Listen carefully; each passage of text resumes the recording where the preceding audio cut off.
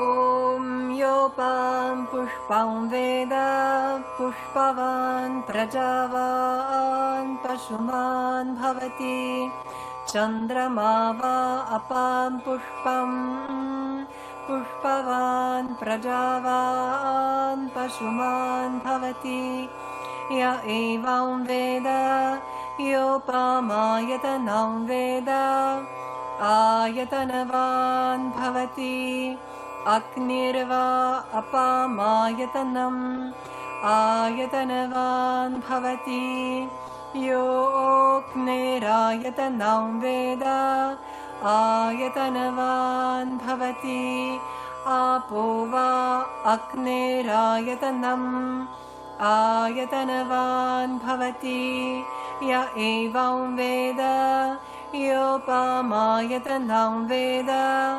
आयतनवान् भवति वायुर्वा अपामायतनम् आयतनवान् भवति यो वायोरायतनं वेद आयतनवान् भवति आपो वै वायोरायतनम् आयतनवान् भवति य एवं वेद योपामायतनं वेद आयतनवान् भवति असौ वै तपन्नपामायतनम्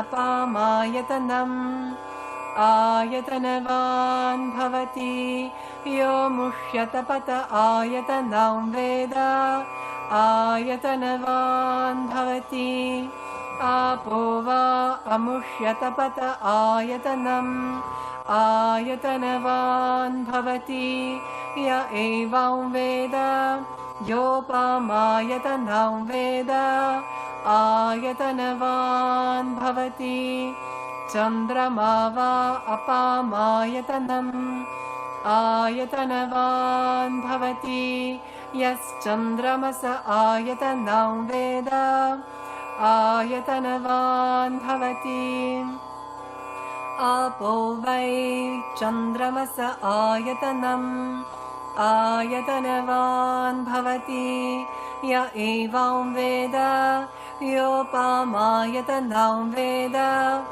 आयतनवान् भवति नक्षत्राणि वा अपामायतनम् आयतनवान् भवति यो नक्षत्राणामायतनं वेद आयतनवान् भवति आपो वै नक्षत्राणामायतनम्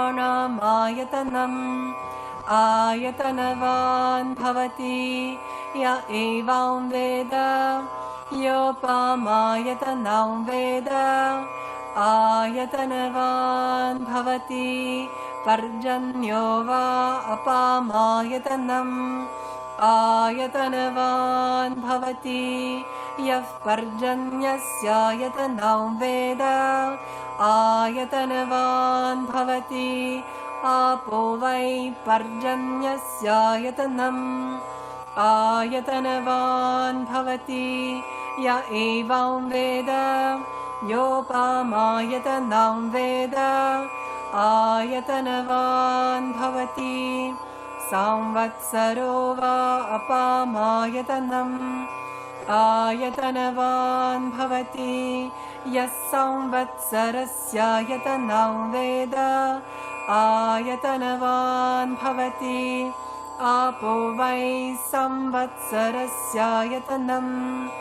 आयतनवान् भवति य एवं वेद योऽप्सुनावं प्रतिष्ठितं वेद प्रत्येव तिष्ठति राजाधिराजाय प्रसह्य साहिने नमो वयं वै श्रवणाय कुर्महे समे कामं कामकामाय मह्यं कामेश्वरो वै श्रवणो ददातु कुबेराय वै श्रवणाय महाराजाय नमः।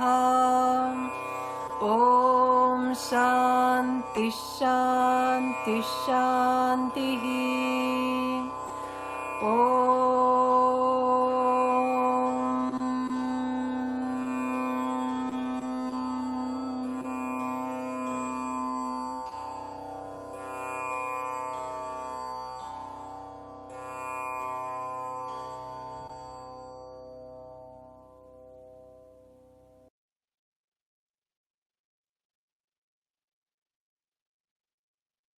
Namaskar. The Mantra Pushpam was chanted by Ramatara. She has learned chanting from Shantala Sri Ramaya, a student of the Veda Pandit Sri Chalakere brothers from Bangalore. Swagatam and welcome to all our esteemed speakers, guests, and audiences from around the world to our annual event, Namaste2021, a global Utsava of Indian soft power, brought to you by the Center for Soft Power, an arm of Indic Academy, in collaboration with the ICCR. We wish you all a happy Raksha Bandhan, a day to honor relationships, Hayagriva Jayanti and Upakarma, a day to rededicate ourselves to the pursuit of knowledge. This is our fourth day and seventh session of Namaste 2021, Indian Knowledge Systems, Indian Cosmology. Many are the sources for study of the concept of cosmology in the Indian ethos. Jyotisha Shastra, the Vedas, the Suktas, and even the Puranic literature.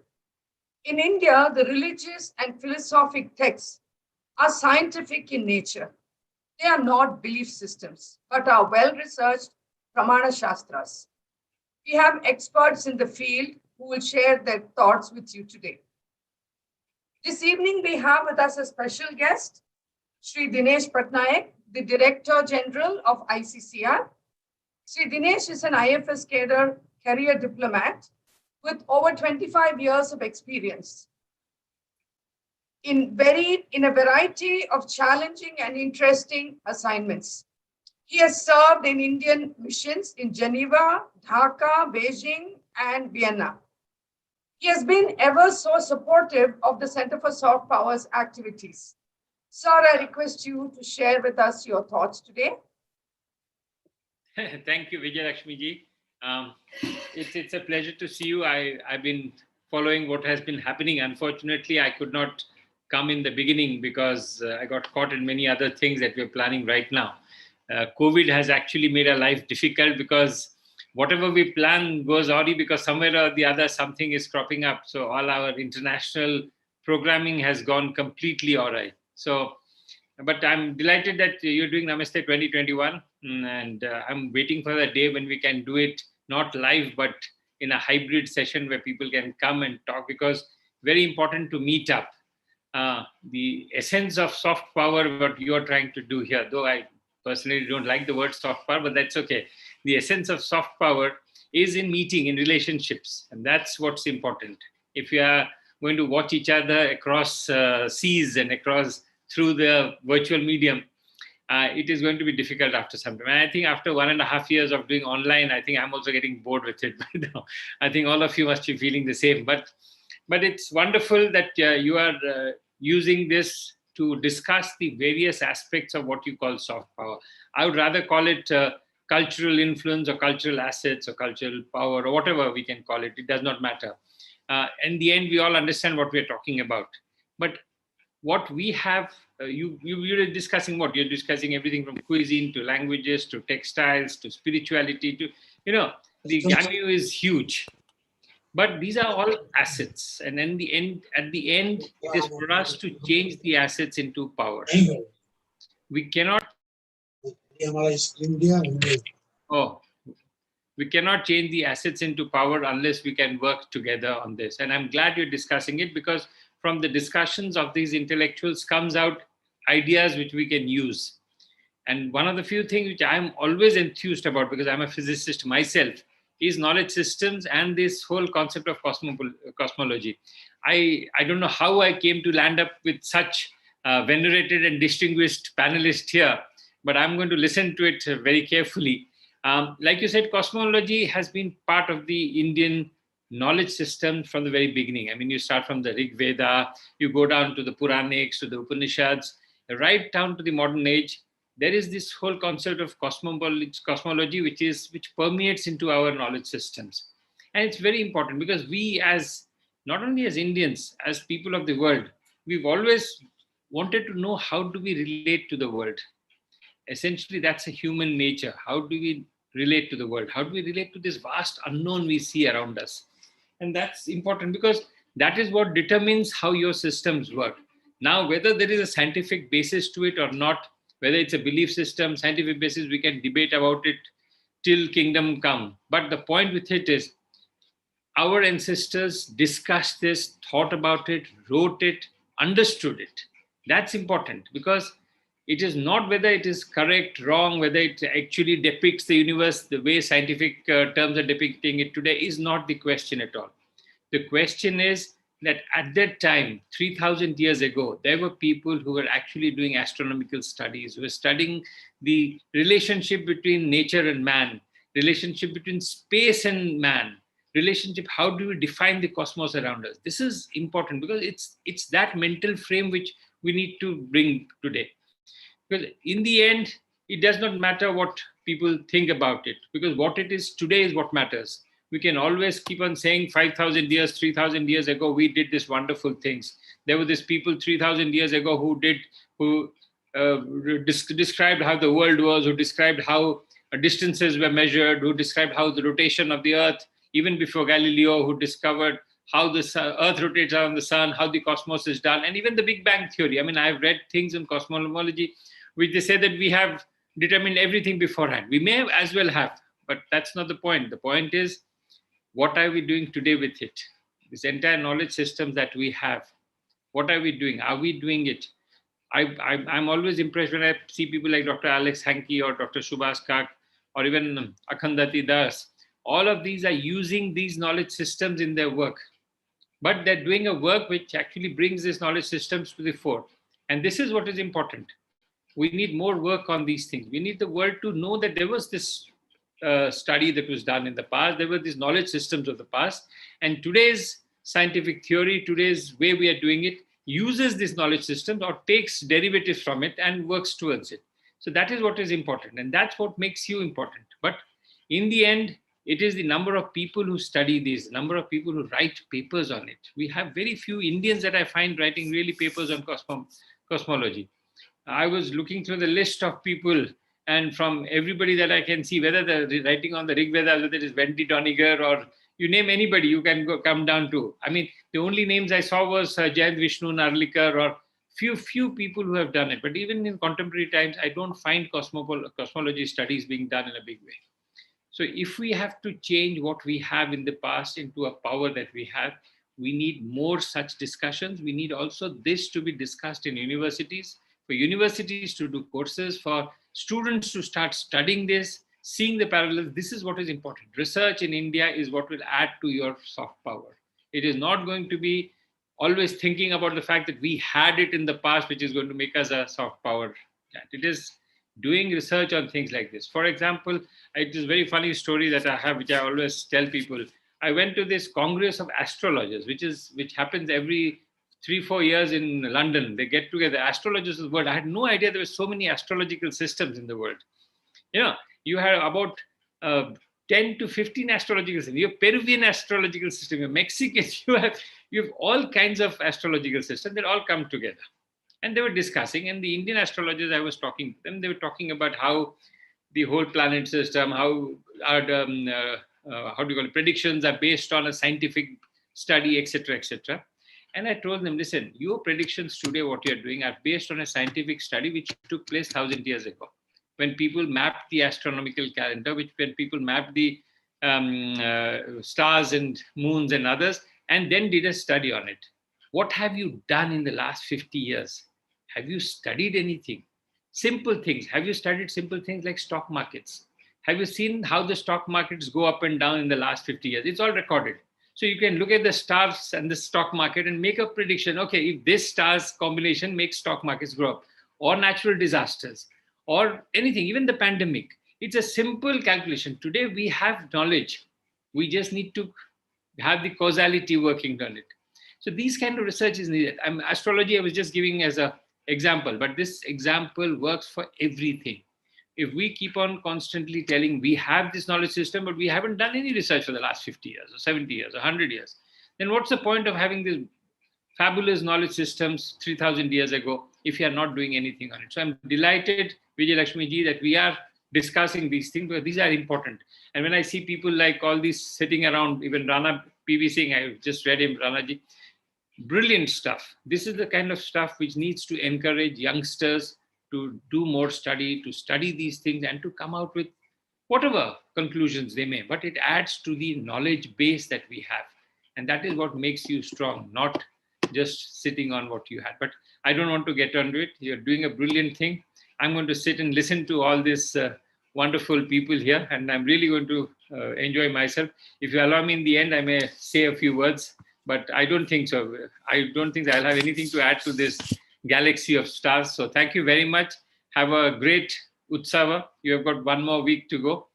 And I shall. And Vijayalakshmi, one of the few things, once you finish, I would like to go through all of them just once to produce something in the end. And all these discussions need to come out in a production, at least in articles or a book or any other thing which is online. So we will work together on it and we will do it. So thank you very much. And thank you to the panelists. I'm going to listen very carefully and wonderful. Thank you very much. Namaskar. Thank you so much, Dinesh Patnaik ji. I'm sorry the lights are out in my place. But it's a great privilege because we are well lit up by all the luminaries we have on our panel. And it's a great privilege to introduce Dr. Subhash Kakji. I'm not sure I'm even eligible to do so, but I will try. As I walked, in the portals of my children's school in South Bangalore, I saw a notice, a saying which said, we do not know about the value of a man when we come to know what he knows, but we know the true value of a man when we come to know how much and he cares. And I think that totally summarizes everything about Dr. Subhash Kakji. Of course, how much he knows is not something that we can even measure, but let me try to sum it up briefly. Born in Srinagar in Kashmir, Subhash Kakji was educated in various places in Jammu and Kashmir, and his research has spanned the fields of information theory, cryptography, neural networks, and quantum information. He is the inventor of a family of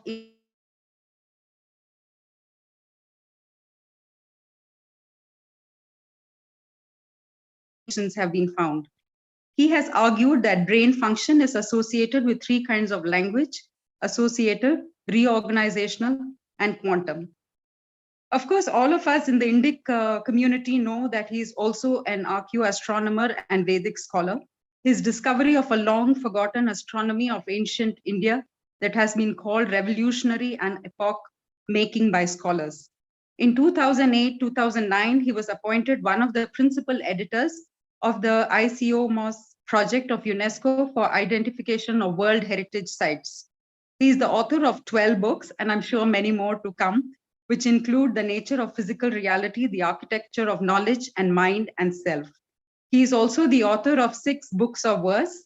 And I'm sorry if my knowledge is not updated, Professor Kak, but our total admiration and gratitude for all the support you have extended to us. We do not count you as an outsider, but a family member of CSP. Am I right? Over to you, Professor Kak. Thank you, Aparna ji. Thank you, Vijayalakshmi ji. Delighted to be a part of this panel. Indian Cosmology, and Rana ji, and the panelists, Alex and Akhandati Das ji. So I'm delighted that you have organized this panel on cosmology, because cosmology is central to Indian thought. Cosmos, there are 2 cosmoses. One is, of course, the outer cosmos, and then there's the inner cosmos. And this is the challenge or the frontier of modern science as well. We have ideas, astronomers and cosmologists, about what the outer cosmos looks like, although there is a wrinkle there, because science has discovered that 96% of the cosmos is not to be found, and it's been put under the label of dark matter and dark energy, 96%, imagine. And another 3.5% is interstellar gases, which do not come into the picture as far as mathematical equations are concerned. So all of the outer reality that science is able to map at this point is based only on 0.5%. So there's clearly a problem out there. And then you have the inner cosmos. And the inner cosmos and the outer cosmos are sort of connected in certain scientific disciplines, such as quantum mechanics, because there you have the outer world, and then you have the observer who's interacting with the outer world. So it's a very tentative view of the interaction between the outer and the inner. And it's that interaction between the outer and the inner which is central to Indian thought, going back to the Vedas. You know, you have in the Gayatri mantra, in the invocation, you talk about Bhu Bhuva Swaha, the earth, the atmosphere, and the sun. And by the sun, we are talking of the cosmos, that there is a linkage. And this linkage is also expressed in the notion that the pind, which is the cell, which is us, and the Brahmanda, which is the cosmos, are connected. Yat pinde tad Brahmande, or the other way around, as in the cosmos, so in the cell. So the central idea in Indian thought is that the outer and the inner are mirrored. And it's, of course, even in the individual, that I am Atma Brahma, one of the Upanishadic Mahavakyas, which the Austrian physicist Erwin Schrödinger, who was the co-creator of quantum mechanics, which is the central, the deepest theory of science that we have.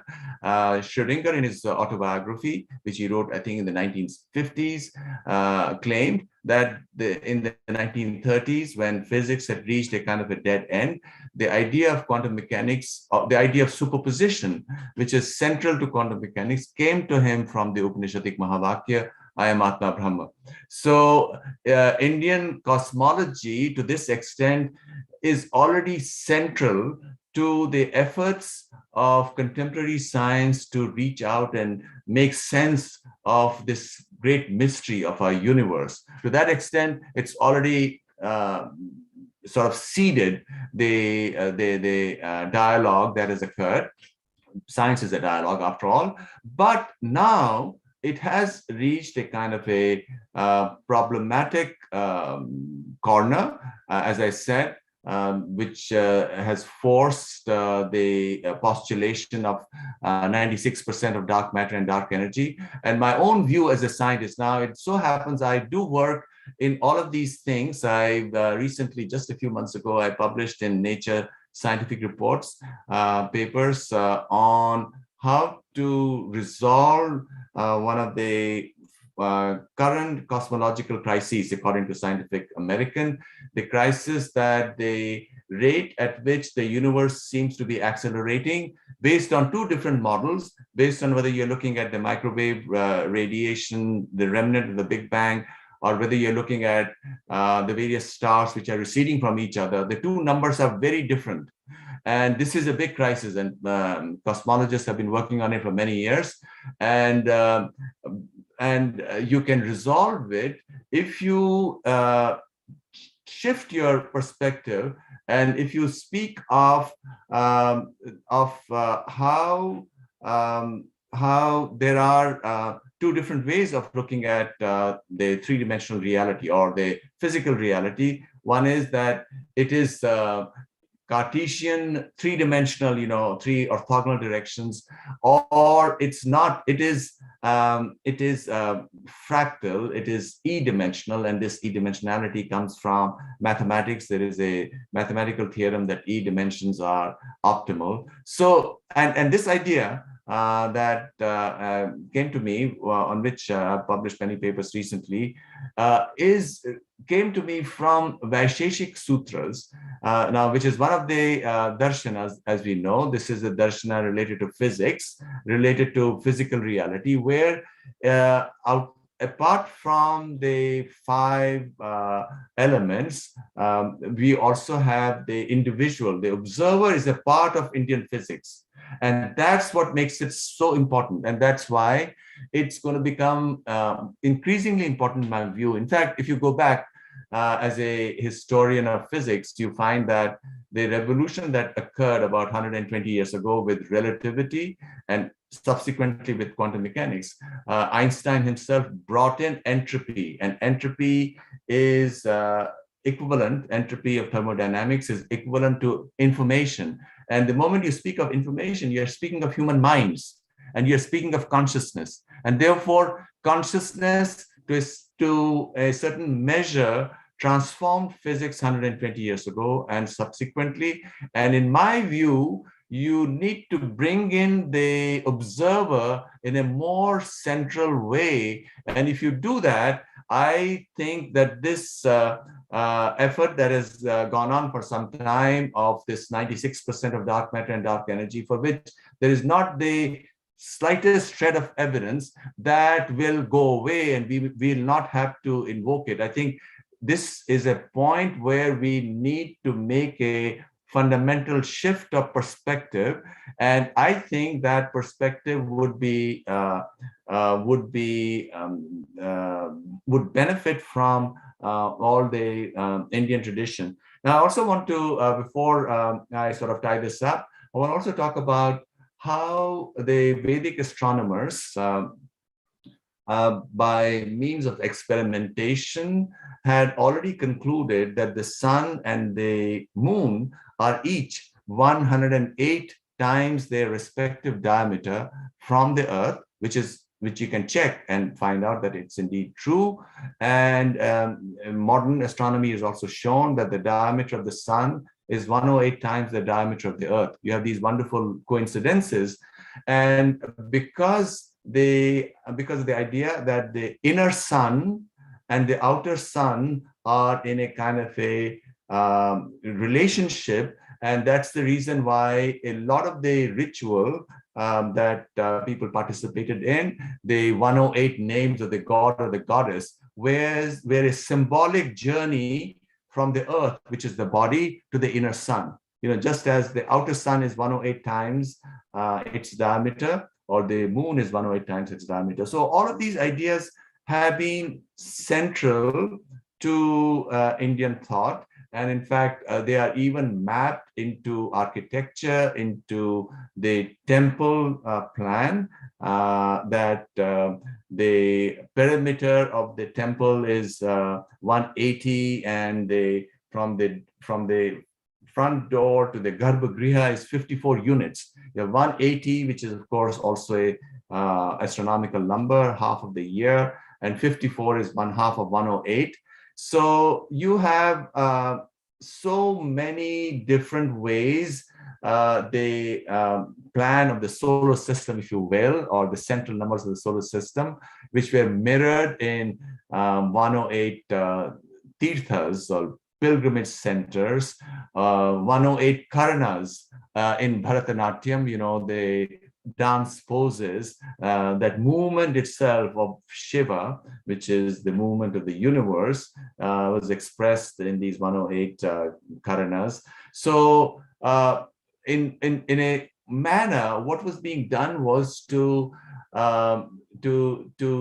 bring in this sense of wonder that, look, here are some clues, so to speak. It's one of those mystery games or puzzles where you're given a few clues, and these clues are given to you to encourage you, to inspire you to find out, hey, what is it that lies behind it all? And these clues were provided as paradoxes sometimes. For example, here is the big Ganesha riding a mouse. You know, hey, what is it? You're not supposed to take all these things literally. You know, what has happened, sadly, in the last 150 years, the way Indology, you know, the Western gaze at India has happened, it's sort of in some ways laughable, as the great Indologist or scholar Ananda Kumaraswamy mentioned, that literally everything, in spite of all the detailed work that has been done by scholars, literally whatever Western scholars and their Indian followers have written about India is not correct. That's what Ananda Kumaraswamy said. And I agree with that. It's not for lack of trying, but because it's all been at surface.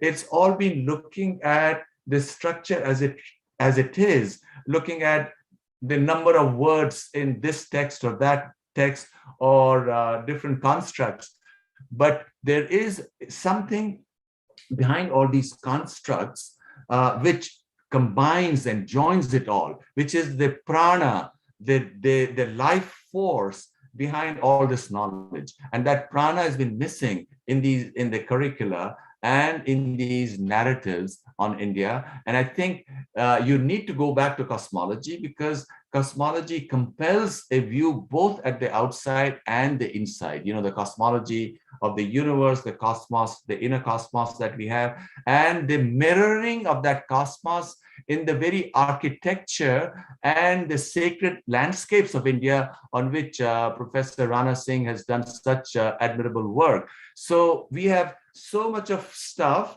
both from the text, from the ritual, the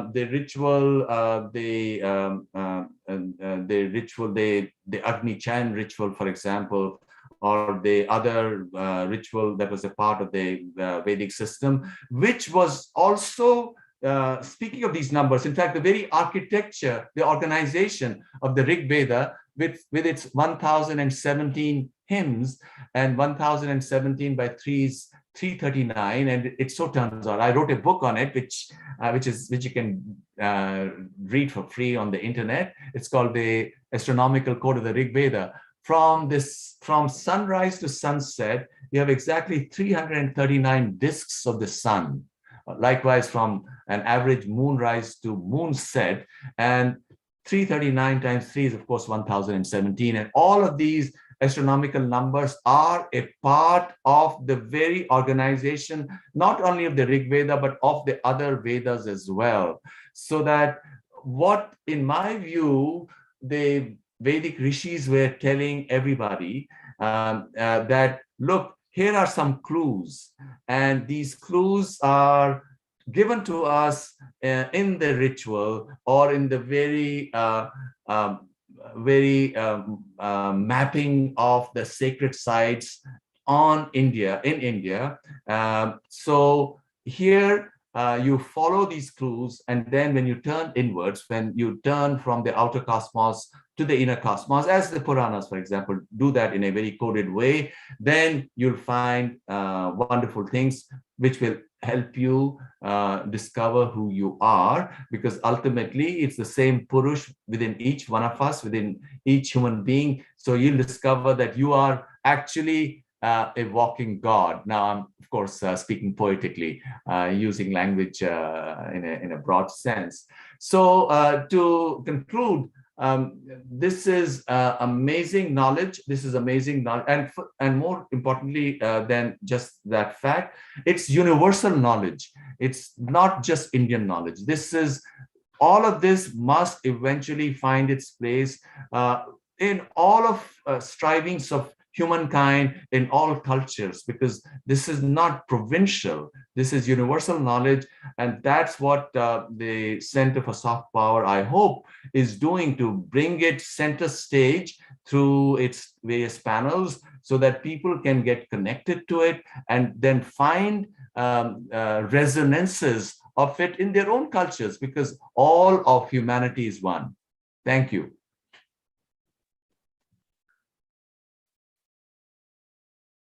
Thank you so much, Dr. Kak, for your very, very insightful and inspiring words. Just yesterday, I think Vijay Aunty was telling me how everything that India does or has divinity involved in it, and I could experience that in your opening remarks now. So thank you so much. So I would now like to introduce all of our speakers for this evening. I'm pleased to welcome Dr. Alex Hankey. Dr. Alex Hankey is a trained physicist who has long worked on the physics of metaphysics and the relationship between modern science and the ancient Vedic sciences. He's a trained teacher of His Holiness Maharishi Mahesh Yogi's Transcendental Meditation Program, with an extensive knowledge of Sri Adi Shankara's teachings on Advaita Vedanta and their realization by yoga sadhana practices. He's currently Professor of Biology, teaching MSc and PhD biology at MIT World Peace University in Pune, on the basis of having worked out the new aspects of biology required to explain the Ayush systems of medicine. For 12 years, he was a PhD guide at the S. Vyasa Yoga University, where he graduated 17 PhDs, including 2 in Jyotisha astrology, who achieved scientifically robust proofs of its predictions for the growth of microorganisms. Welcome, Dr. Hankey. Our next speaker for the day is Mr. Akandadi Das. Akandadi Das is a Vaishnava Hindu theologian specializing in Vedanta philosophy. Originally from Belfast, he was principal of Bhakti Vedanta Manor near Watford and is now director of Buckland Hall in Wales and a trustee of the Faith Authority for the Avanti Hindu schools in the UK. Akandadi Das is a philosopher with particular training in the integration of modern science and the philosophies of Vedanta, Sankhya, and Yoga. Currently, he is director of the Science and Philosophy Initiative, a UK association with links to the Bhakti Vedanta Institute for Higher Studies in USA. Welcome, Mr. Das. And our last speaker for the day is Professor Rana P Singh. Dr. Singh has been Professor of Cultural Landscapes and Heritage Studies at Banaras Hindu University, Varanasi.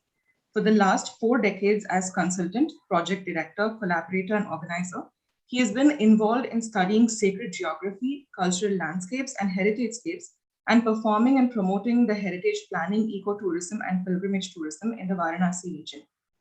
As visiting scholar, he has delivered seminars with many universities or institutes in Australia, Austria, Belgium, Denmark, Germany, Finland, and many more. Welcome, Dr. Singh. With that, I hand it over to Dr. Hankey. Thank you so much. Thank you very much, Ms. Pasha. It's an immense privilege and a pleasure to be invited to speak with you all. I've been deeply impressed by Sri Dinesh Patnaik's remarks and also by the speech of Dr. Subhash Kak, on both of which I should like to comment, because much of what they said had to do with the central themes of the talk that I was really planning to give you. I'd thought of giving you a video, a PowerPoint presentation, but it's not really necessary.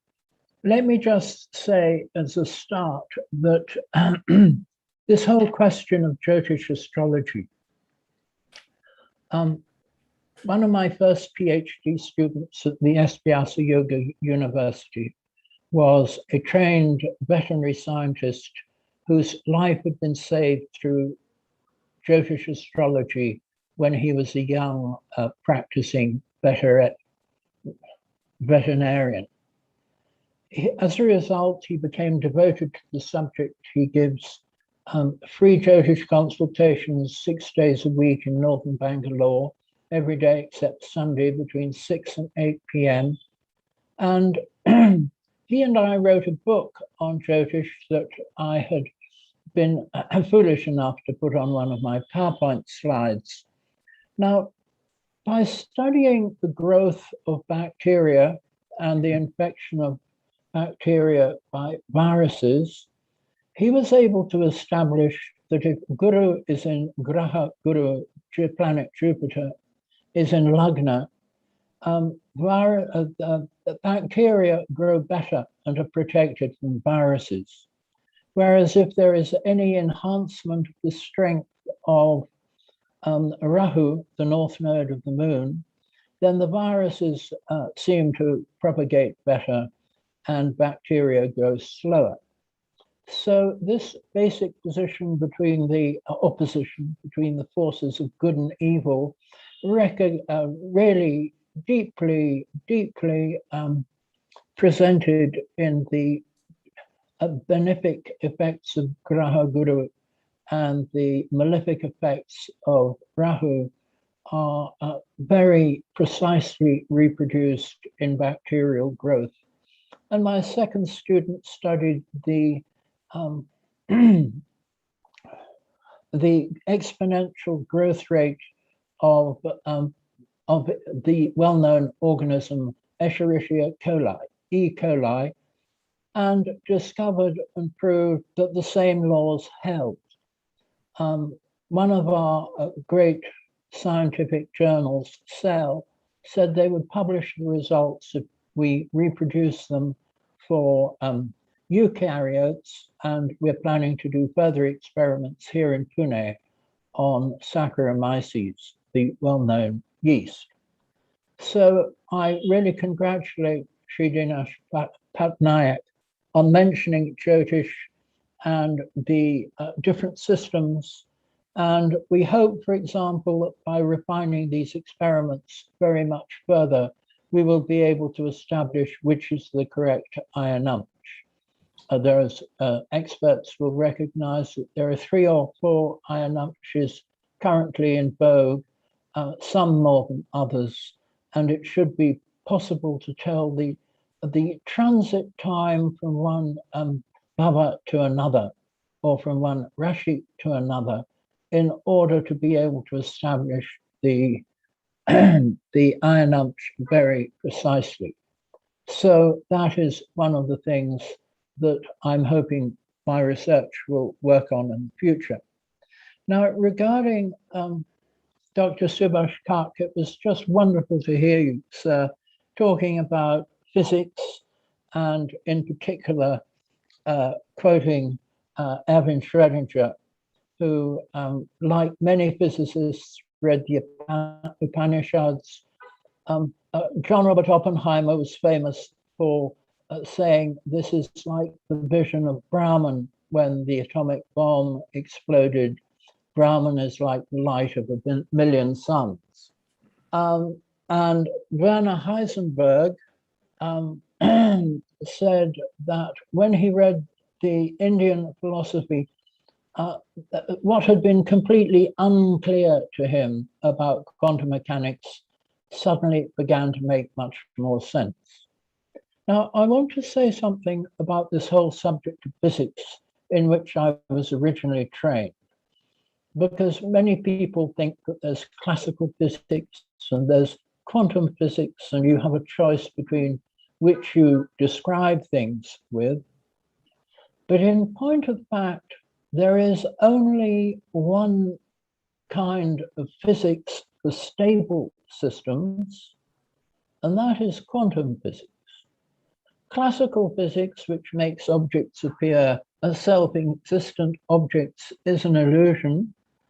And the thing which is in contrast to quantum physics is the physics of instabilities.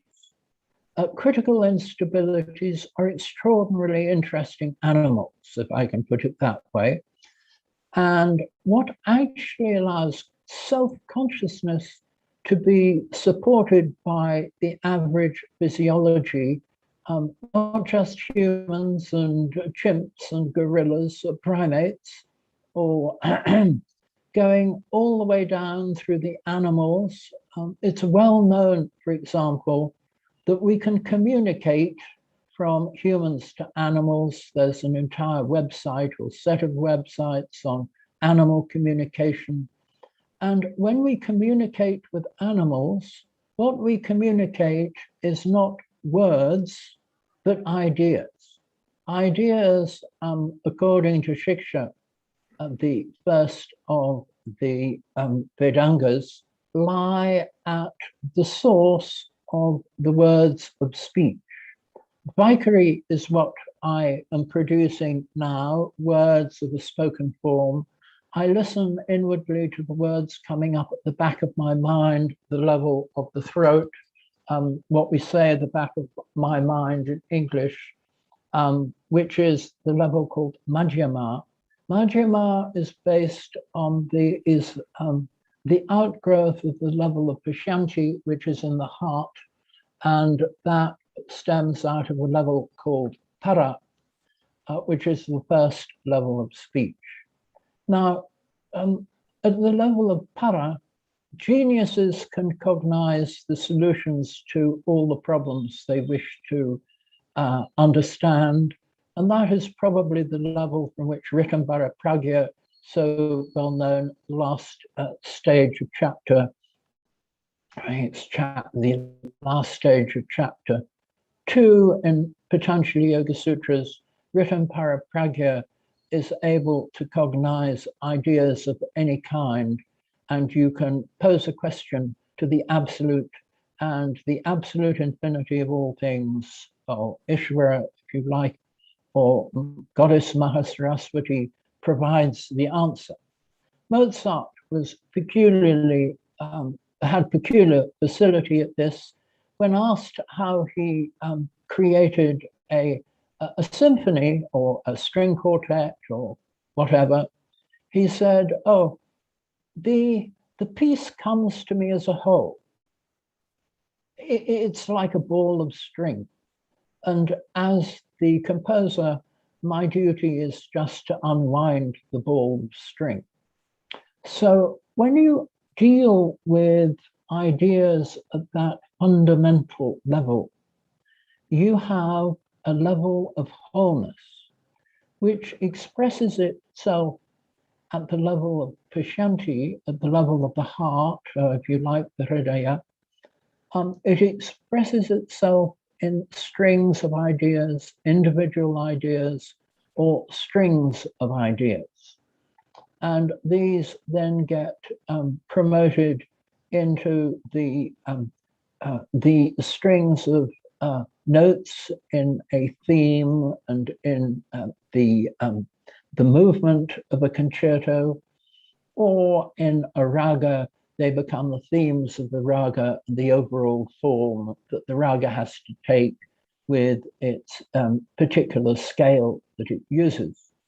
So when we look at the whole structure of the mind does not encode either ordinary information, digital information, which is the form in which it expresses things outwardly in words, or takes in information through the optic nerve or the auditory nerve into the brain. When it actually goes into consciousness through well-defined processes which were laid out by a famous Stanford neurosurgeon 50 years ago, when it actually cognizes things, it cognizes ideas. And these ideas are cognized not with the level of the five senses, but with the tanmatras. And this means that when the soul is separated from the body in a state of videha, the soul carries the tanmatras along with it in the singularity, or kaivalya, if you like, singularity, that is the real root form of a soul beyond the beyond the subtle bodies or the causal body. So the singularity is able to carry the tanmatras, and it perceives ideas of the objects in the world around it. And the extraordinary thing is that the objects it perceives conform to the digital information that came in through the senses. And I would propose to you that this is a scientific problem which is really worth studying over the next 10 or 15 years. I should think it would take that much time to solve. So this is bringing me close to the end that I want to talk about, but I would just like to say that because of complexity biology, we had fractals mentioned. There is a very important concept called fractal physiology, which proves that the critical instabilities are at the source of our very important points in our physiology. It's the critical instabilities that support consciousness. And it turns out that I wrote my PhD thesis in the study of critical points, phase transitions, and critical phenomena. And I suggested we should be able to have critical points of arbitrarily high order. Now, when we look at the complexity of the regulatory systems in biology, they carry critical points of this extraordinary complex type. And it's these places which control, they're the loci of control of physiological function, and they actually are the places where consciousness operates, because consciousness through the motor cortex operates the muscle physiology. In the frontal cortex, it operates thinking, and in the prefrontal cortex, it operates planning. So these critical points are the foundations from where consciousness operates. And it's possible to show mathematically through various devices that these carry ideas or forms as their fundamental modes of excitation. And these modes of excitation are based on a degenerate vacuum state, degenerate ground state, so they carry no energy of excitation. And it's this that enables telepathy and the many siddhis mentioned in the Yoga Sutras and other yoga texts, the Yoga Tantras. The siddhis, that is what the perfections, enables the perfections of mind to occur, such as the communication that takes place between humans and animals. So really with that, I'd like to say thank you again to the to our hosts, to the Center for Soft Power, and thank you to the previous speakers for giving me such brilliant material to comment on, and I hope to amplify. And I really congratulate you on this series of seminars. Wonderful to be able to participate. Thank you all very much indeed, especially Srimati Vijaya Lakshmi, Vijaya Kumar. Thank you indeed. Thank you, Dr. Hankey. Mr. Akanwadi Das, it's up to you. It's over to you. Thank you. Oh, thank you very much, Varsha, and thank you to Srimati Vijaya Lakshmi. Really pleased to be with you all, and I've so much enjoyed the presentations by Subhash and Alex. I'd like to share a screen, if that's all right. Let's see how this comes out. That doesn't seem to have appeared yet, or has it? No, we can see it. We can see it. Index Science Solves the Hard Problem. Yes. Yes, sir. All right, that's a very grand title. Yes, indeed. Huh? Pardon? Yeah, we can see it. Okay, thank you very much.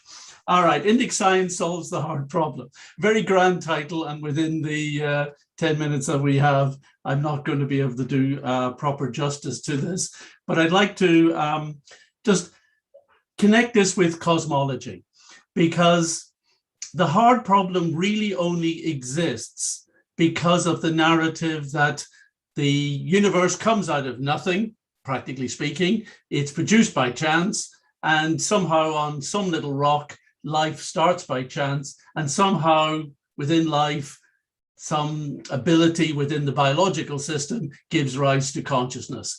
But actually we have no ability to explain the nature of consciousness and why it should have appeared in this situation. And I just wanted to kind of analyze it from the other side, which is the way that the Vedic approach is, to start from consciousness and try and understand the world, rather than try and analyze the world and understand consciousness. And this gives us a clue to how the whole Vedic perspective has of the universe, and why it's here and what it does and what is even beyond it, and helps us to understand our significance and our existence within it. Let me take you through the hard problem as presented by neuroscientists generally. And I use this illustration, which I'll unfold as I go along, by Christoph Koch, who worked with Francis Crick on neural correlates of consciousness. And he starts like this. You have the outside world, and in this case, a little scene of a man walking his dog. Light is bouncing off those objects and is entering the eye as one of the senses. No problem there. And the eye converts the different wavelengths of light through its photoreceptors and sends digitalized electrical signals to the brain. And there you see it represented in amongst the neurons and their connections. And there's a little kind of barcode where it's indicating that basically what you've now got is some kind of digitalized information. Now, there's no problem with all of that. That's a good analysis. But that's not what we experience. The problem that comes up is this next bit. and Francis Crick includes his picture of the dog, that what we experience that of the information that is present within the brain is not digitalized electrical activity, but imagery in this case. Qualitative, so that imagery has forms, it has colors, it has motion. These are called qualia. These are the qualities of our experience.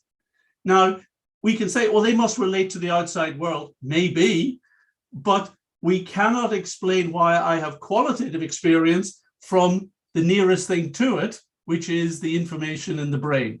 That is the hard problem, that we can analyze how the physics works up to the brain, but we cannot explain why there is a qualitative experience of that data in the brain.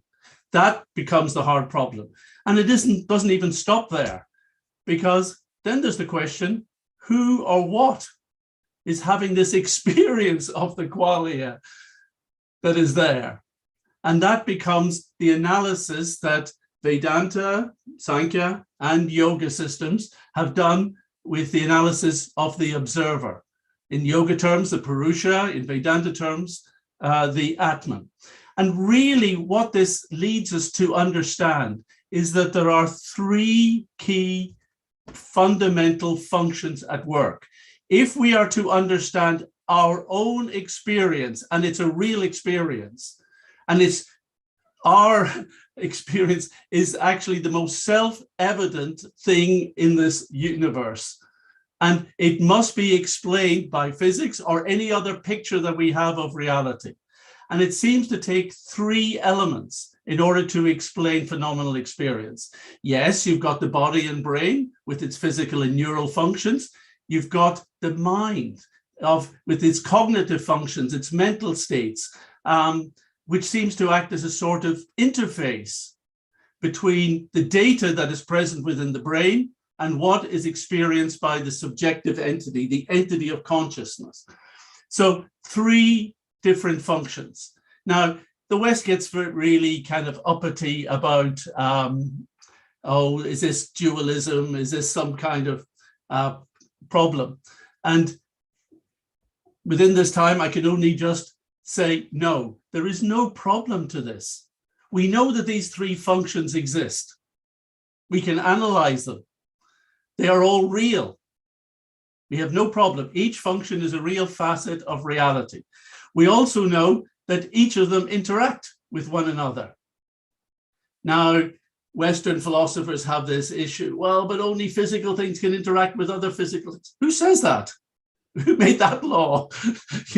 We know that mental states, react with the brain. We know that we as a conscious being react with mental states. We know that there's interaction.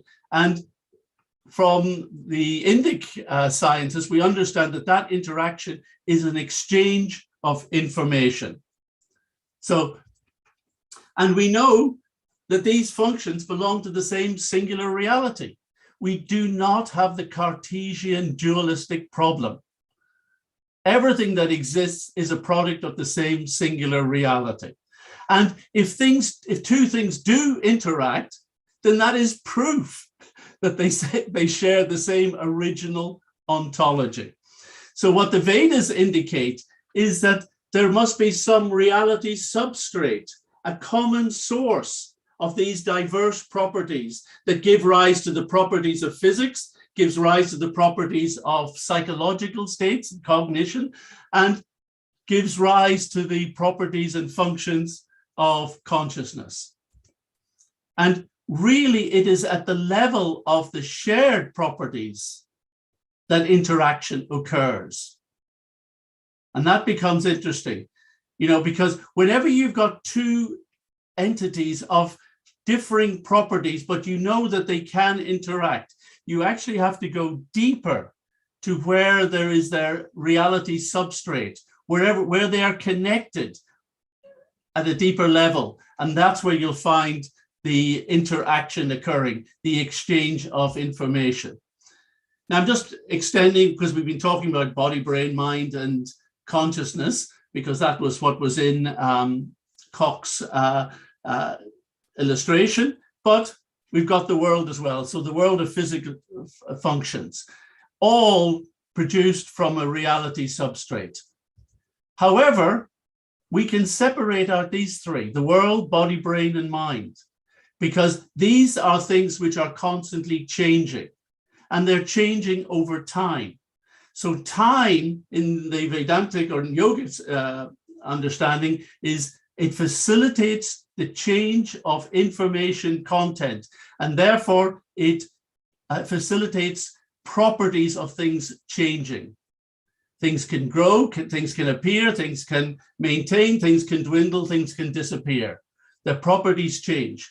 However, and this is one of the insights of the Yoga Sutra, is that which can observe the change in other things over time must itself be outside of time. Only that which is not changed by time can perceive the things changing by time. Therefore, consciousness cannot be included within that which is under the domain of time. Consciousness properties are not varied by the passing of time. Of course, our mind changes. Of course, our perspective, our personality changes over time. But me as the constant observer, Deyanosmin yata dehe, as the Bhagavad Gita says, I don't change. We are still the same subjective experiencer. Consciousness does not change over time. It is non-temporal. Therefore, the reality substrate is divided into an area that is a domain of time, and we call that Prakriti. And there is a realm that is beyond that, which unites both Prakriti and the Purusha of consciousness. We call that Brahman. So this gives us a little picture. And it is the interaction of consciousness, both as an individual and as the aggregate, that interacts through the reality substrate in order to affect and determine the forms and properties of manifest reality, both the cosmos at that level and our bodies at that level, and even our mental states. So this is the simple picture, I think, that is at the heart of Vedanta, Sankhya, and Yoga. And actually, this is a very, very useful model to bring to the world for physics. And we can fit in all the issues, all the problems, all the matters of physics, biology, psychology, and so on, and address them within this model. That is the gift that India has for the world of science. Thank you.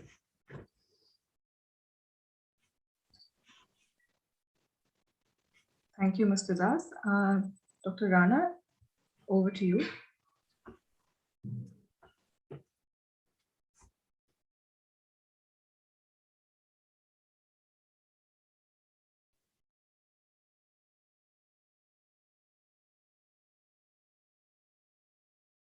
Sir, you have to unmute yourself.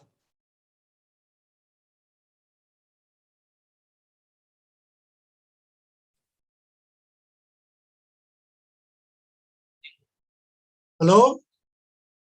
Hello? Yes, please go Yes, ahead, sir. sir. We can hear you. I am audible? Yes, sir, you are. Yes, sir. Oh, okay. Okay.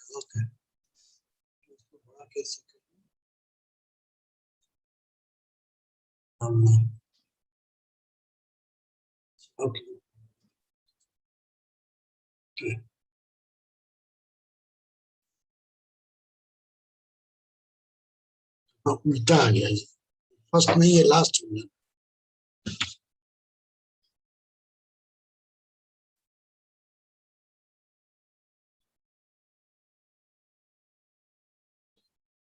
Okay, thank you very much and giving me this opportunity to speak before you, and something the greatest honor in my life to speak before Subhashji, who is my spiritual and cosmological guru. So I am not going to add something, but he has already mentioned about the sacred maps and something like ritual escapes that I am doing. So that was all inspired by him since last 2 decades. based on his writings and personal communication. So this is just to say that whatever mentioned by him and some other scholars, how in the real landscape it is going to be existed and how people are going to follow that system as a part of ritual system. These are the two simple examples I am going to present before to you, and that's why we call it cosmic geometries. The word is coined by Sir John Kim Malville, another of my teachers, who was unable to attend this due to his age and health problem. This is the way this whole thing started. When we are talking about the numerical system, what Subhaji has mentioned, and we are talking in landscape terminology. So this is start like this. In the first page, you can see the directional control, the 4 direction, and it is going to be expanded at the 3 levels. The 9, that is a space phenomena, the 4 direction, the 3 mythical realm like this. And if you multiply all this, this is coming to 108. So what Subhaji has already mentioned that very clearly, that has already cosmological and physical symbolism to interpret the planetary system.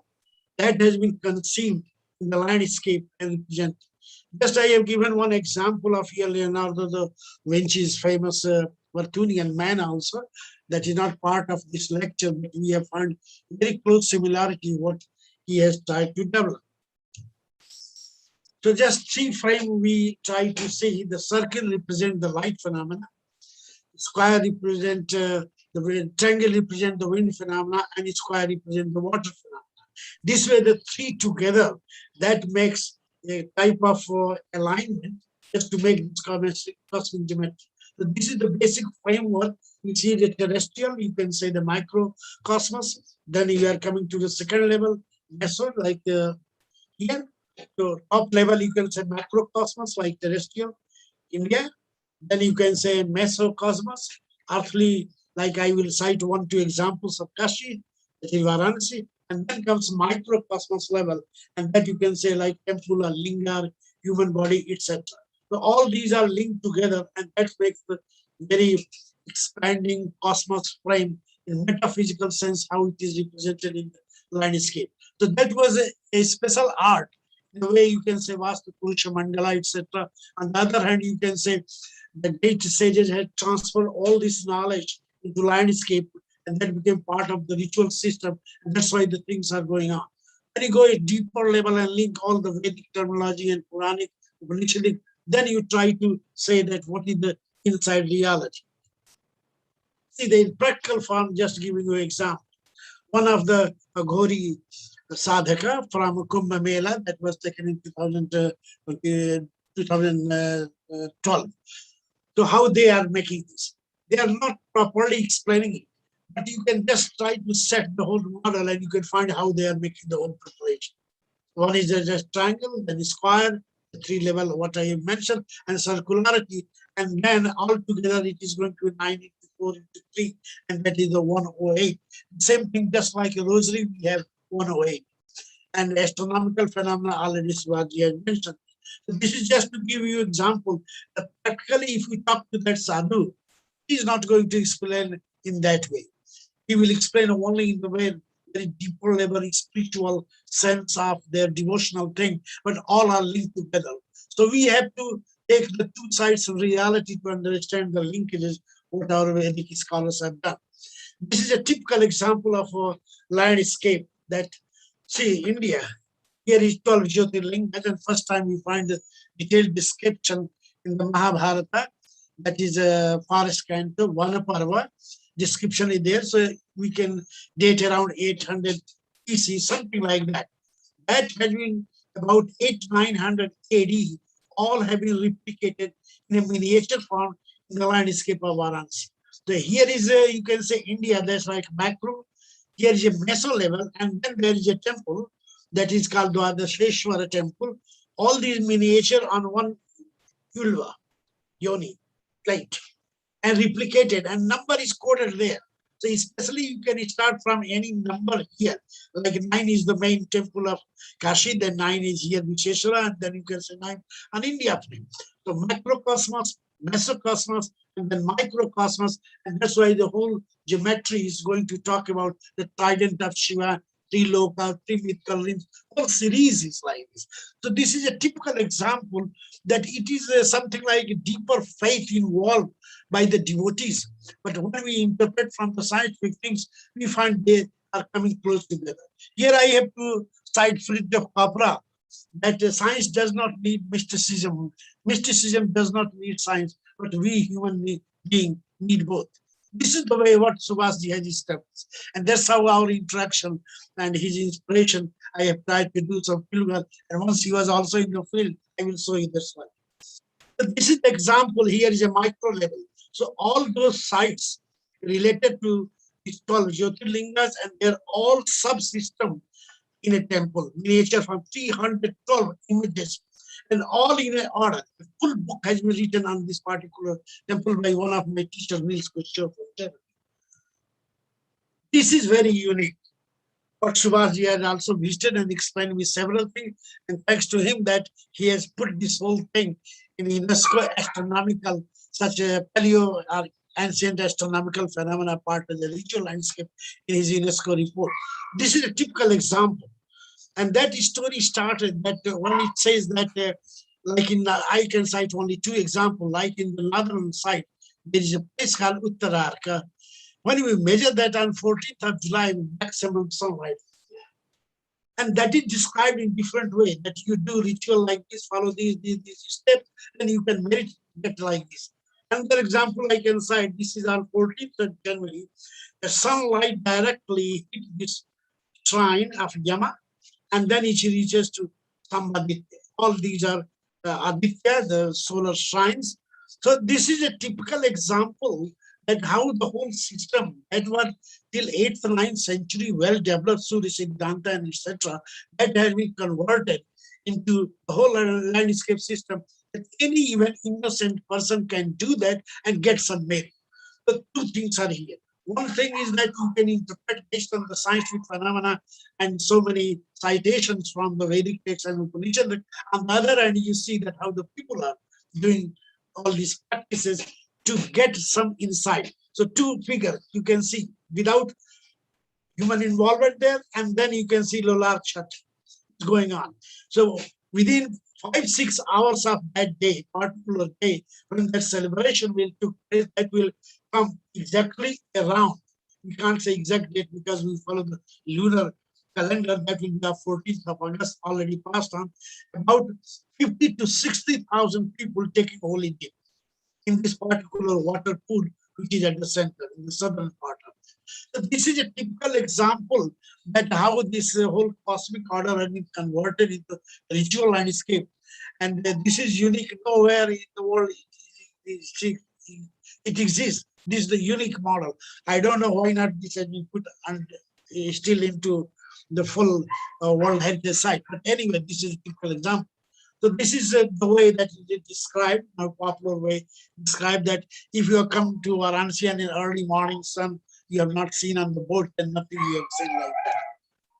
This is another, you see the symbolism. There are 84 ghats, and that is all based on the 12, that is Kala Khanda, the division of the time, and the chakra, the seed system, you can multiply 84, and that's how the explanation is 84 lakhs of yonis, 8.4 million organic species. But of course, now this has been changed. This is 115 lakhs, something like that. The recent discovery is this. But 10 years before, that was about the same, what was even in the Western scientific knowledge.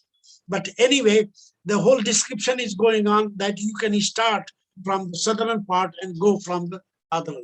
Southern, the death, then northern, Shiva, that is life. This is the way, the curvature of life.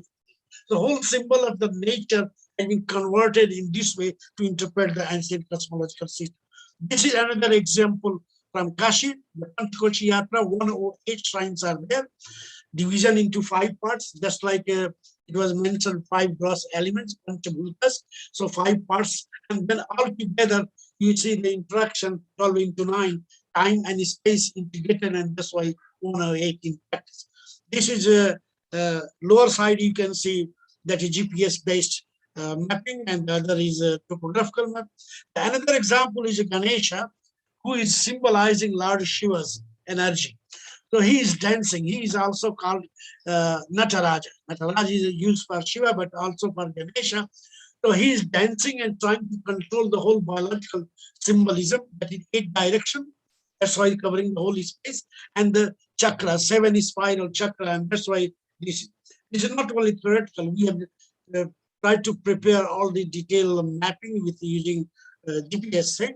So this way, if you can perform, this is all approach are going on. Let me add this thing. This is nothing like only history. This is part of the ritual landscape. And that's how that completes the 56.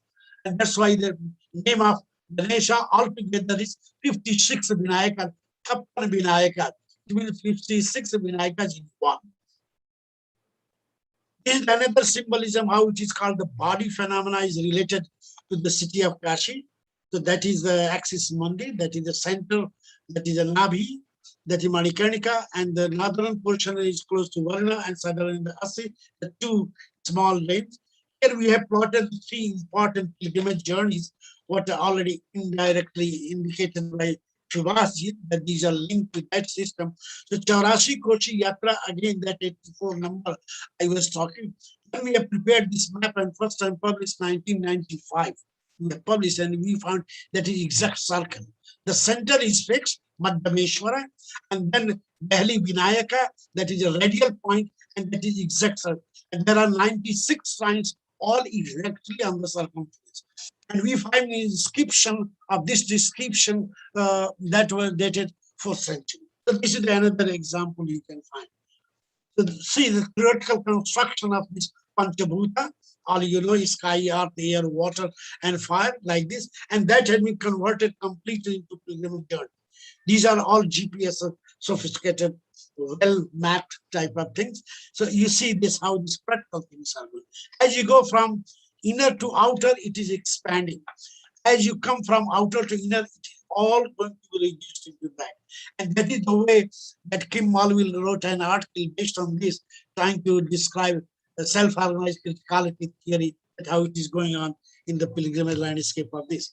This was going on work, but it has not been completed with Kyoto University Department of Astrophysics. They tried to understand that how from the central part to outer part, then outer to inner part, the energy movement is going on. But anyway, just to give you an idea, that was the basic conception that as you go from outer to inner, slowly, it is going on the vertical level of energy, and you reach to the climax level. Same thing what the Iliad long back during 50s explained that how at the axis mundi the whole energy is going at the top. So it is very similar things like that. This is another example to cite that generally we say these are temples. Here is the holy structure, but see the plan that was prepared by James Prinsep and published in 1831. It's a little bit refined and modified the survey. So 9 mandala, what we are talking about the 9. And there is 27 nakshatras into 27 nakshatras. So altogether 729 grids divided into the 9 blocks. Half part already demolished, now it is part of this. So this you can see the only this scene, otherwise this is now completely changed. Here a typical example of Gaya. This is also you can say the central level, that is a micro, then you can say macro, then you say meso level, the 3 levels. These are exactly in the same manner. Who has created this? Who has made this? Nothing like clear.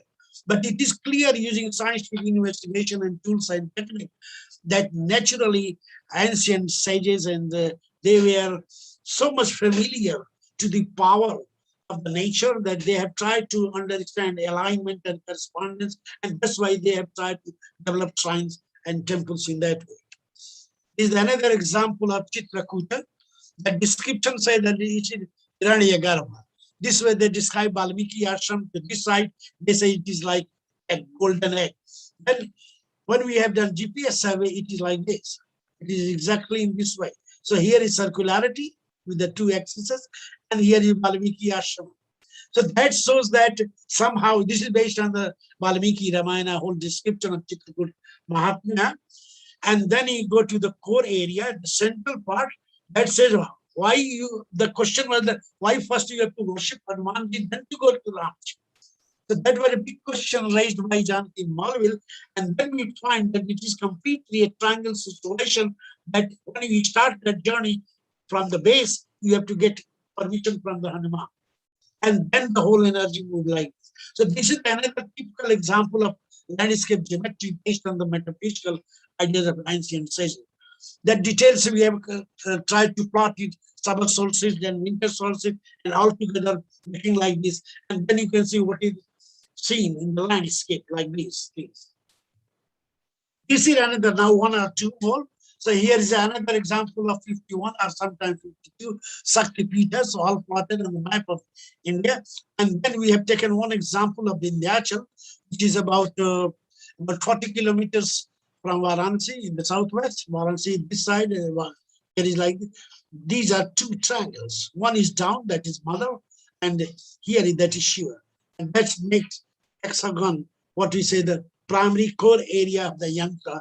And if you can divide half the way, there is Anandamaya Ashrama. So this is theoretical construction of the yantra. Here is the practical things. And inside the temple, you'll find that is on the stone. The yantra is also stone. So that is called the Vashani yantra. But in fact, it's a little bit refined of the Sri yantra. So this way, just to say the three phenomena, what we are talking, macro, meso, and micro all meet together and converted into something like this geometrical, cosmic geometrical shape, what we call yantra. This is just where we have calculated and tried to prepare the map. And the last one here is typical example of Khajuraho. What is in most popular literature, we are talking of the erotic scenes and all these beautiful temples. Okay, that is very good. But here is another part of that one. See that how the alignments and dates related to that. So we have tried, this is all work done under the direction of John K. Malville, my teacher and Guruji. So that how we can use all the GPS system and Earth gravity and all together with the ancient data, then try to mix together. Then we find that here is just like you can say epicenter from where on the day of Sivaratri. We have done 5 years on the same day, all these measurement, that light goes from that particular place and touches the images like this images. And this way that was a mix that was described in the local legend. And in some of the Puranic things, the Shiva is coming like this and loving Parvati, the rays comes like this. Then you have to decode, and then you find that whole mystery is there. So what Subhashji and Alex also said, that we need to understand the deeper messages, then we can understand the whole mystery of the nature. So that was the thing. And the last one is here just to say example, that our own university, Banaras Hindu University, of course, this was built in 1916, but it is also based on some basic principles of cosmological nature. Like Panchabhuta, 5 gross elements and 5 blocks are there. And from the center, axis mundi, 7 down here, 7 down here. That is the 14th kosha. And this way the whole model is prepared.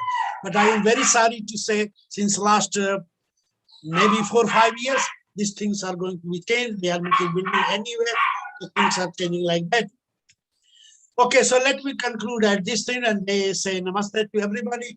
Swami Vivekananda ji has envisioned and popularized a message for global understanding based on Upanishadic teaching. Rise, awake, and stop not till the goal is reached. That is the message of Kathopanishad, what Vivekananda had tried to say. And this way we can say, here is the Indian knowledge system that can serve the universe, the cosmos, and the humanity. So this is just to say that we need a sthana, the place, the call, the time, and ask for deeper faith, not to the ritualistic faith, but deeper faith to understand Sanatana. It is coming from the infinity, going into future. That is the dharma. It is nothing like generally you can say Hindu religion. No, not at all. This is a Sanatana. What Subhadji has very frankly and very openly, very lucidly, in all the way, he has tried his whole life to put that way. So thank you very much and namaste to everybody. Pranam to everybody. Today is Raksha Bandhan, Purnima, full moon day. So Raksha is just to give binding. So this is the way you all are doing something thread. Keep our Indian knowledge system strong so that we can also serve them. Thank you very much. Namaskar and Pranam. Thank you so much, Dr. Rana. Dr. Subhashkar, it's over to you. The session's yours now for discussion and Q&A. So how much of time do we have for discussions? We have 15 minutes, Dr. Cook. Okay. All right.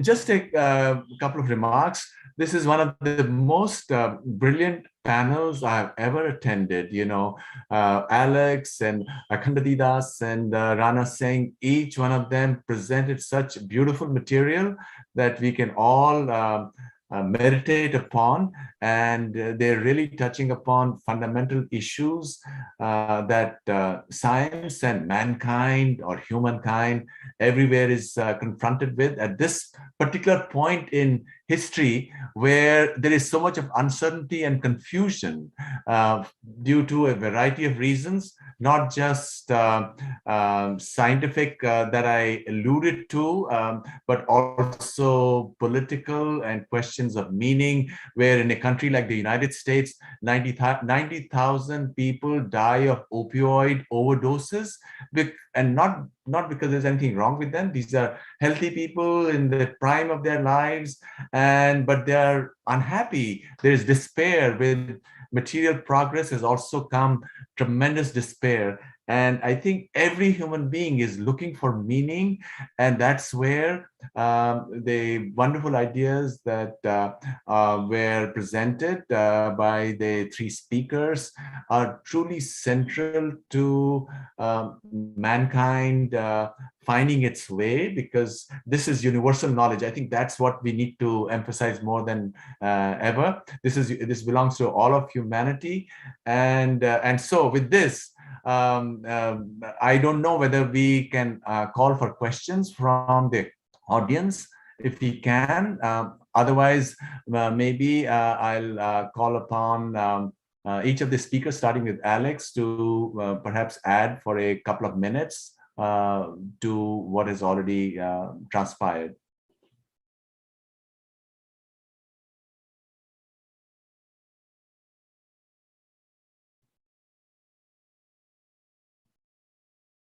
Alex, would you like to start?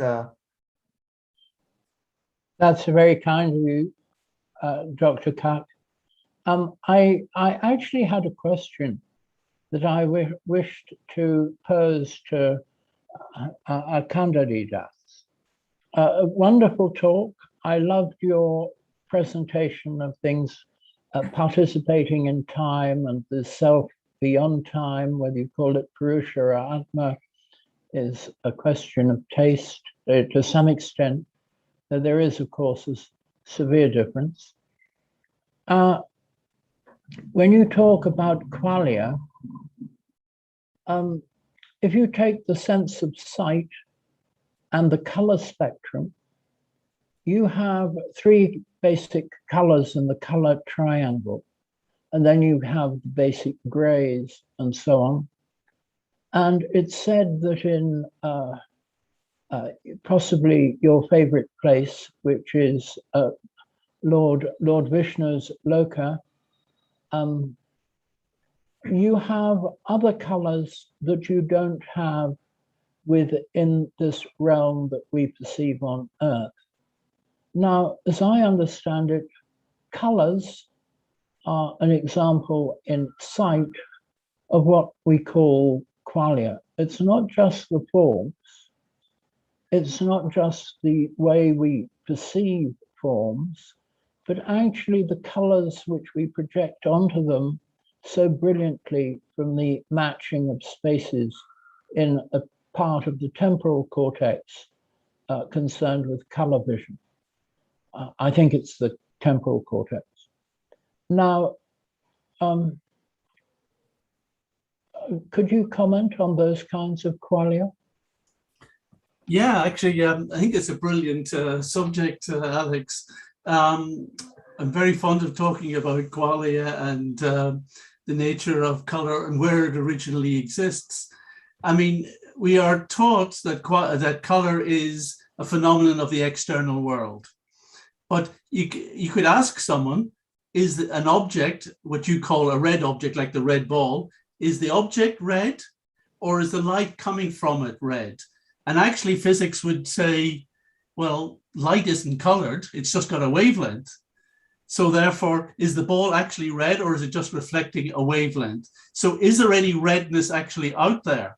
All that's happening in our eyes is we've got three different types of receptors for different wavelengths. And they individually send messages to the brain. So Isaac Newton analyzed this, and he looked at the spectrum and said, well, if I'm saying that each wavelength is a different color, where's magenta in the spectrum? And he couldn't find magenta. But of course, we see magenta when we see red and blue together. But then you have to ask yourself, where does the mixing happen? Because it doesn't happen in the physics of wavelengths. You can't produce a new wavelength from two other wavelengths. You can make a messy wave, but you're not getting a new wavelength. Neither does the mixing happen in the eye. And does it even happen in the brain? But we perceive that data as color. That's phenomenal. I often ask people, if you want to kind of understand that color and light are two different things, just press your eyeballs. Do it gently, but just press your eyeballs, you will see color with no light involved. So where is this? So you mentioned the tanmatras, and the qualia of color, rupa, is not just forms, but it's also colors, are one of the tanmatras. And the Gita explains that when our mind flows over objects, some of the qualities of what it flows over, like when wind passes over flowers, some of the aroma of the flowers is carried with it. And so when the mind observes objects, it brings back some of those tanmatras, and they manifest in the mind.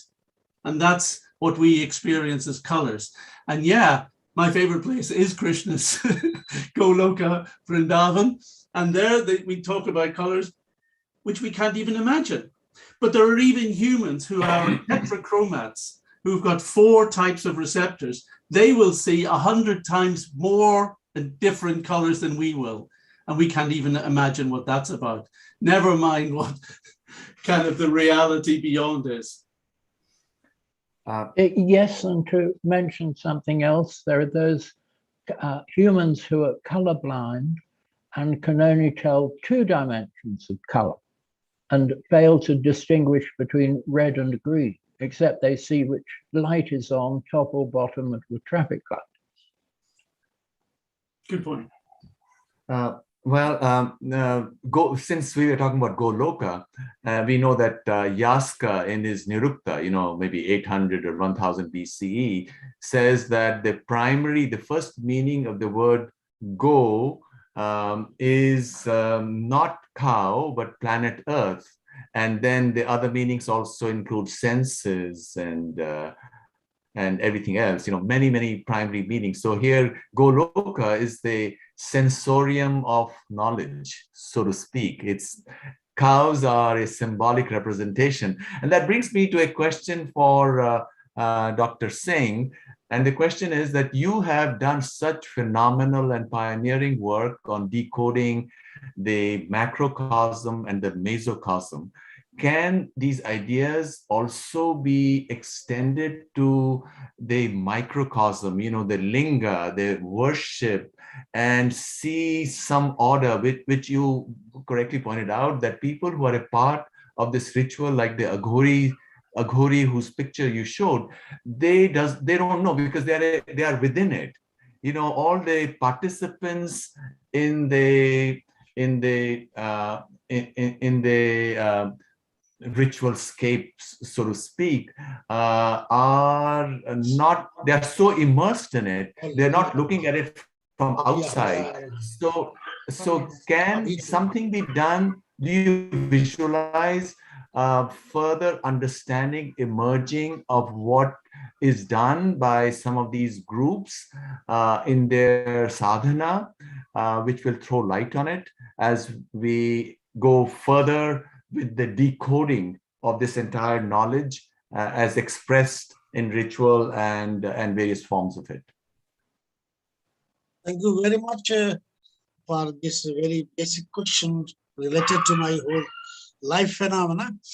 So there are altogether existing 54 pilgrimage routes in Varanasi. What we have done during last 3-4 decades to prepare the maps, just exact location, and try to see alignment and correspondence, and then link with the mythological stories or the stories the way they say in their oral tradition. Then we try to understand the ritual involved. Several times we find, as you very rightly already indicated, that directly they are not saying this, but indirectly they are saying that this meaning this and this meaning this, I will get this, I will get this. And this way, if we can decode and put the symmetrical way, the two tables that here is like air code and that is parallel to like this, then you can say wonderful such things are coming up. Thanks to the recent development within 3-4 years, and some groups already about 50 persons, I can say, that they are interested in these things.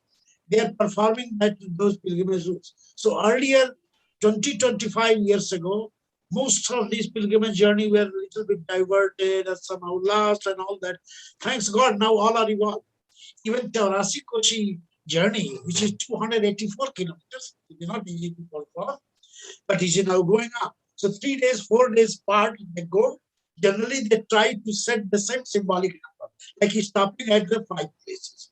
That's how they can feel these are related to Panchabhutas.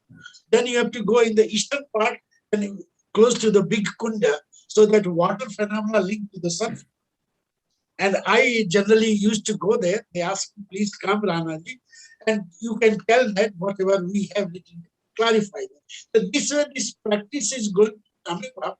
The only thing is that we want to encourage the young people that they should try to understand. Thanks God that some people are coming this and trying to understand this. This is the one thing. The second thing is that problem of the language here. Because most of the people related to Hindi and this whole knowledge in English. So we are trying to put this in a popular way. This is one. The second thing, when you are talking about the link of phenomena, so you know that there are about, according to Kashi Khanda, which is 13th, 14th century textual combination of so many things, so about 318 lingas, what we have tried to do GPS, etc., and prepare the map. This is the one way. But then we come that the issue you have asked, the 3 levels, like one is Kritivaseshwara. The Kritivaseshwara representing 18 parts, and that is equal to 18 Puranas. So once you touch like that, different portion, according to specialized priest, you can feel that all Puranas knowledge coming into one. Then there are like Ekadasa Rudreshwara Linga. If you go to that Linga, then within that Linga, and the Yoni, you'll find 11 smaller Linga, and they all represent that. Same type is Dwadas Lingeshwar. So there are 12 Jyotirlingas and miniature form this. This is a wonderful example when you are talking about macro, meso, and micro. Micro is going to represent the meso, and to that meso, you can know the India level. The thing is, these knowledge to be expanded and then to be put in the educational system. Thanks God that this is not now coming up, and many scholars are involved.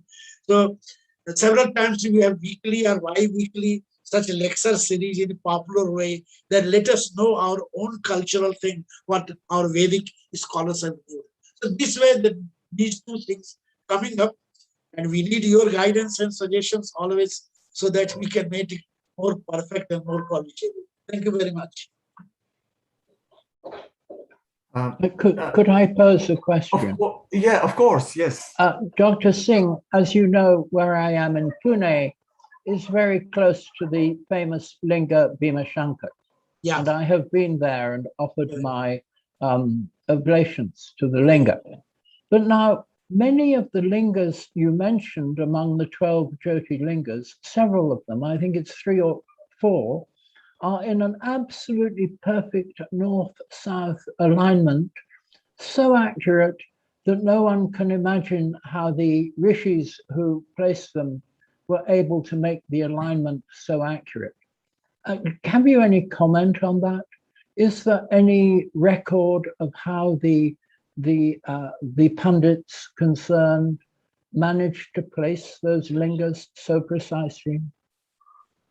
Okay, let me cite what my geophysics master Janki Malville used to say, that when you say that sages are rishis, what he said that they were not sages and rishis, they were great scholars who were knowing the cosmos and Earth's relationship in a much better way. And Indian tradition is in no way we can find in ancient past that who has really made and why he has made. So that is the point that makes a lot of confusion. This is one point. Second point is what is raised during 1950, that was 1953, then French, and then in 1955 published in English, Marcia Iliad, Sacred and Profane, and Patterns in Comparative Religion. If you can read those chapters describing Shivalingas and the distribution, what a question you are raising, he has already raised this question that those ancient sages were so good to link their mental ability to the special intensity of the landscape. So they meditated there, they put something, and later on patronized at the temple level. So people think that it was the king, jamdars, and other people have made particular temple at a particular place. He says, no, it is not like this.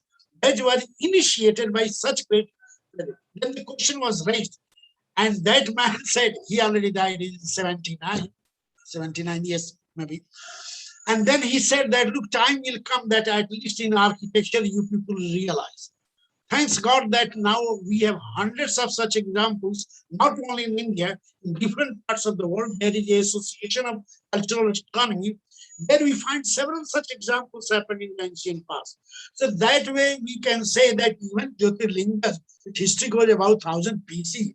First I mentioned in the Mahabharata, and Surendra Bharadwaj, still alive, that is emeritus professor at Kent State University. During 1973, he published his famous book, Hindu Places of Pilgrimage in India. In that chapter described this, that look, these 12 having something very symbolic.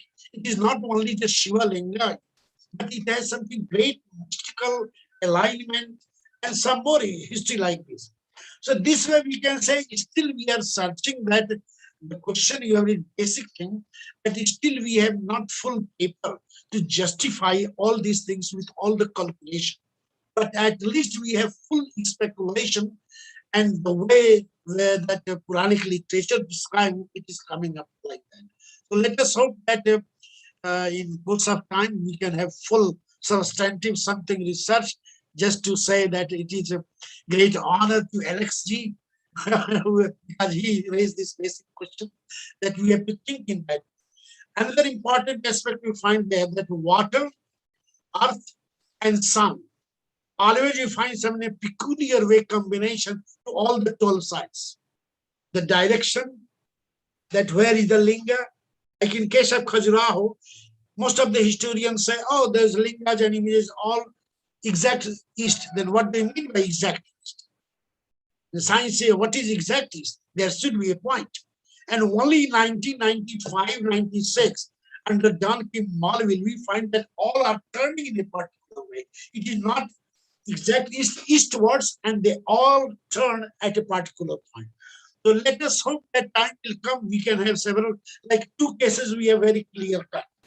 Little bit work in Hampi area, but more clearly you can find it in Khajuraho and in Chitrakuta. But unfortunately, later on this project has not been continued, and now Kim Malville is too old. The organizers of this seminar, they wanted to call him. So something like that, but thank you very much for giving me so many insight to further work and to serve the good cause, answer a question. Thank you very much, Alex.